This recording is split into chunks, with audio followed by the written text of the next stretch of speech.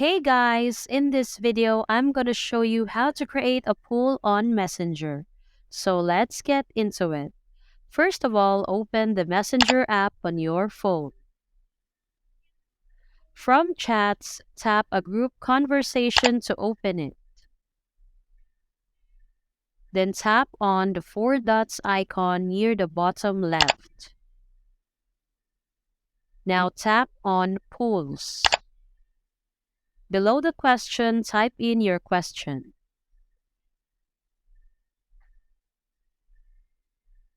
Below options, add options to choose from.